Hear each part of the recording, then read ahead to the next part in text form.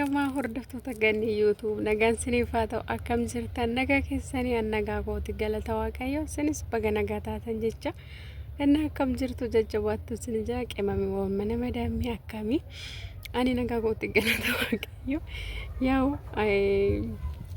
bakki viidiyoo dhaabbadhee waraabaa jiru tiraafikii jechuudha siifasiin jechuudha yaa'u intiniidha jedhee dheechaan jira jechuudha. Har'a maal irratti dubbachuun barbaade beektu yinaanis shamarran nama jechuudha. Namoonni baay'een jechuudha baay'eessin hundaan kan hundeeffamatu hin taane maal jedha xinnachata akka foon martee jooftii jedhan jechuudha.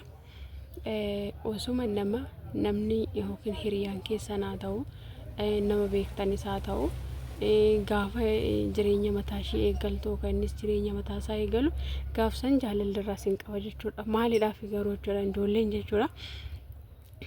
Inna maaliif jechuudha maal fakkeenya fudhachuu maal jechuu barbaadeetanii yoo isin jira yaadni koo isin gala jedhee yaada jechuudha. Yeroo amma baay'een keenya yaa'u ለምሳሌ fakkeenya amma yoo fakkeenya iyyuu fudhadhe isin jedhu waa'ee abarrishii fi ruuta san jechuudha. Anamma waa'ee isaanii dubbachuu otoo yaadne jechuudha. Eega namni tokko jireenya mataa isaa eeggalatee jireenya san fooyyeffachaa jiraate dhuftanii immoo jaalallee keessanis haa ta'u maal keessanis haa ta'u bakka sanii dhuftanii ani wadda halloo inni akkasii wanta akkasii kun maaliif barbaachisee jechuu barbaadan jechuudha. Ijoolleen dubaraan dhaggeeffadha jechuudha. Maaliif atiin kan itti deemtu suni innis dhiira jechuudha. Isis immoo gorsiin wanta si eeggatu hin beeku jechuudha. Gorsi kiyya maal jechuu barbaade tana waa'ee amma barrishii fi ruutaa minaan irratti dubbachuu osoo hin taane ijoolleen baay'een keessanii biyyattis haa taatu biyyi mormaallee teechanii odoo abbaan manaa dhiirri tokko haadha manaa otoo biyya keessaa haadha manaa qabaatu ijoollee qabaatu isinoo maal gootanii inaasosiistanii akka waan yookaa innaa mammoo asitti deebi'een jira jechuudha. Innaa maal jechuu barbaadeen jechuudha ijoolleen jechuudha.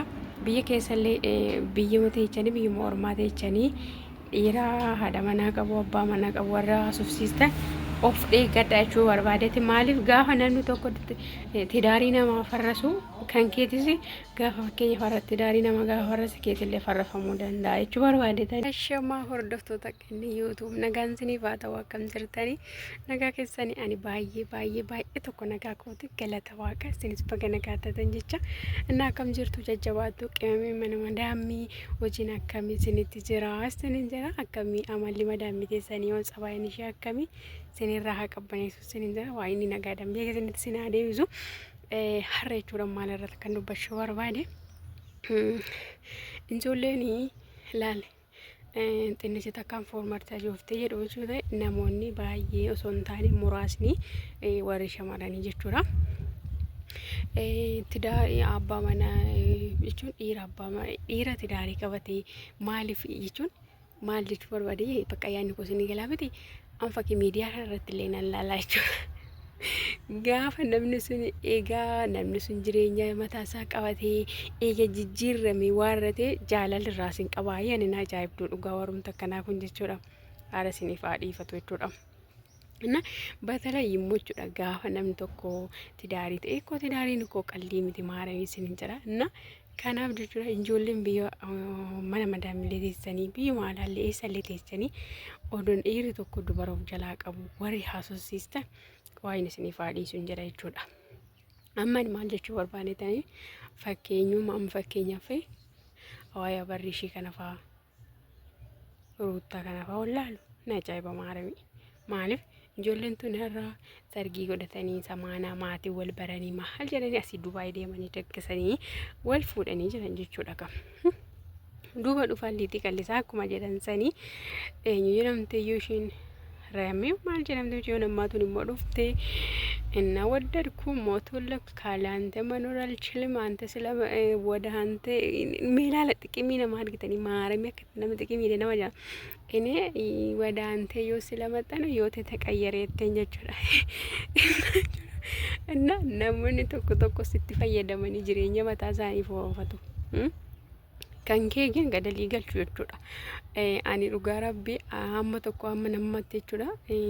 Ruuttaadha dhugaa waaqa jechuudha. Ruutta duraa tokko baay'eetti haaraan ture gini isaana kana baay'een tinilchiise baay'een doon guba zinnati ishii baay'een arge maalitti beetu yeroo inni akkasitti ishii bakka gaafa ishiin ani eegan gaafa si barri abarrish gaafa eegan si barri waaradhe yootiin kiyya lawwaxamee bakka dastanyaan ta'ee በቃ ህይወቴ ላይ ሁሉም ነገር ተቀየረ የትን ጀቹዳ ላል ናምኒ ሲቲ ፈየደሜት ማል ጎዳ ጅሬኛ መታሳ ፎየፈታ ጀቹዳ ያ ሀቢብቲ ያ ሀቢቤ ከጀቹዳ ዱጋ ዋጋ ጀቹዳ ጋፋ ነምኒ ቶኮ ሲቲ ዱፉ ማሊፍ ነዲ ዱፋ ነምኒ ሱን ማለራ በርባዴቲ jaalala dhugaa naa qabaadha immoo gaafa nama gargaaran immoo nama akkasumatti gargaaruudha malee hamma jireenyi namaa diigamutti amma akkanatti makaraa wal argu haadholiin fakkeenyaaf amma kinoo Ruuta nama kinoo maatii bira jirti miti maatii bira jirti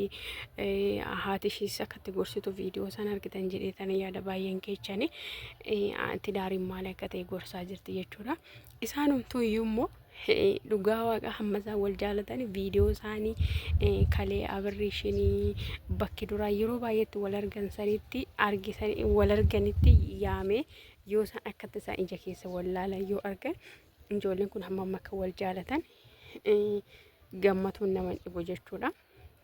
Kanaaf maal jechuu barbaade ta'anii warroonni hiyootii namaa keessa seentanii har'aa osoo inni yaa namni yaa mashinoonni wal loluu danda'a jireenya namaa keessa galtanii gaa'ela namaa diiguudhaaf ofii keessanii bal'ifachuudhaaf jechuun bakka maaliif lafarrattis samiirrattis kun wanta waaqayyoon hin jaalannedha jechuudha. Abbaan yoo taane abbaan bakka nagumaan ittiin walaa jedhu malee isin jireenya namaa keessa hin galiina jechuu barbaade tanan jechuudha. Namoonni tokko baay'atoo hin taane jechuun ani amma jechuudha. Dhugaa waaqa viidiyoo yeroo hojjedhu ndabe malee jechuudha. Seena baay'ee kan nama intini jedhu barnoota kan namaaf ta'u በተለይ ijoolleen shamarraniif wanta gochuu qabdan maarame jechuudha. Seena baay'ee bakka barnoota kan taa jedhu qaba jechuudha. Dhugaa viidiyoo san inshallah waaqayyo jedha guyyaa tokko naan hojjedha jechuudha. Jechuun baay'een keessan irraa hubattu irraa barattu jedheen maalin godha yaaddoo isaan qaba jechuu barbaadeen jechuudha. Yaa maaliif hundi keenya yaa hin dogongorra jedhu dogongorre immoo maal akka godhu qabnu jechuu barbaadeen jechuudha. Inna viidiyoo isaa isinii fanan hojjedha dhugaa rabbii libbina gargaaru isiniin jedha. Isinis immoo irraa ofii gahee waan gootan irraa jechuudha. Deemcha keessa irra suuqii kiyyaatti deebi'an.